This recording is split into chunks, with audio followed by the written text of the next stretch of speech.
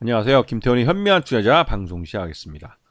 오늘은 인벤티지 랩이라는 회사에 대해 좀 말씀을 드리겠는데요. 이 회사도 그 지난번에 말씀드렸던 펩트론처럼 약물 전달 기술을 갖고 있는 회사입니다. 그리고 이 회사는 그 약물 전달 기술을 갖고 다양하게 그 기술을 개발해서 신약, 개량 신약을 만들어내는 회사죠.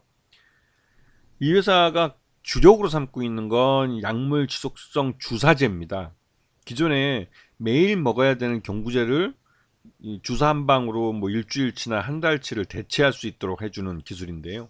그러다 보니 특히 이제 고령자나 이제 치매 노인들 이렇게 쉽게 이제 먹는 걸 깜빡 잊거나 하시는 분들에게 쉽게 주사를 통해서 이런 일주일치나 한 달치 약효가 지속될 수 있는 그런 치료제 투약 방법을 통해서 이 뭐랄까 생존율을 높여주는 그런 그 치료 방법을 제시할 수 있는 회사죠. 이게 장기 지속형 주사제라고 하는 건데요. 그리고 또 이러한 그 기술을 이용해서 nDNA, nRNA라는 예전에 이제 백신 때문에 유명해졌던 이러한 기전을 이런 그 뭐랄까요 이온화 지질이랄까 이런 껍질을 씌워가지고 몸속에 오랫동안 그 전달해서 오랫동안 이제 목약 그러니까 약물이 서서히 몸에 이제 퍼질 수 있도록 해주는 하여튼 이러한 약물 전달 기술을 갖고 있고 그 기술을 기업화 그러니까 상업화한 회사입니다. 그래서 이 회사가 보유한 이 기술을 갖고 이 판매 전략 즉 수익화 전략은 파이프라인으로 라이센스 아웃을 하는 것도 있고 공동 개발해서 개발비를 수취하는 방법이 있고 CDMO 해가지고 생산을 대행해주는 역할을 하는 거죠. 대량 양산을 해주는 기술입니다. 근데 이 회사는 크게 이 회사가 갖고 있는 약물 전달 시스템이라는 이 플랫폼을 장기 지속형 주사제로 개발하거나 유전자 치료제나 백신 제조 플랫폼으로 활용하는 이런 두 가지 방법이 있죠. 특히나 유전자 치료제나 백신 제조 플랫폼 같은 경우는 CDMO라고 해가지고 위탁 생산을 대량으로 해주는 그런 것이라 이렇게 되면 실제로 그 매출 외형 자체가 커질 수 있는 거죠. 음. 자, 그리고 이 회사는 자체적으로 개량 신약을 만들어서 파이프라인을 만들어냈습니다. 그래서 실제로 대웅제약이나 종근당 같은 국내 제약사에 이 기술을 판매하기도 했고 라이선스 아웃하기도 했고 그리고 또 이 회사가 개량 신약을 만들었던 분야가 남성형 탈모 시장이나 치매 치료제 같은 이런 그 시장이 큰 그 당뇨나 비만 쪽도 마찬가지고요. 그러다 보니 이 회사가 개량 신약을 만드는 건 말 그대로 그 판매량 자체가 굉장히 클 수 있는 시장성이 있는 신약들로 평가가 되고 있습니다.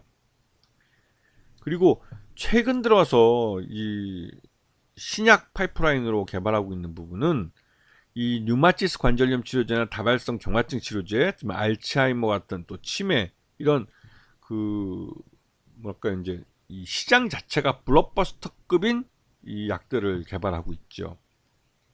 그런데 그 이 회사 이제 매출 실적 같은 걸 보시면 아시겠지만 아주 미미합니다. 아직까지는 규모가 그렇게 크지 못해서 실질적으로 지난 그 포괄손익계산서를 보시게 되면 그 재작년에 24억 매출했지만 작년에는 2억 정도밖에 매출을 못했기 때문에 실제로 계속 기업 가치를 갖고 있기는 좀 어려운 측면이 있죠.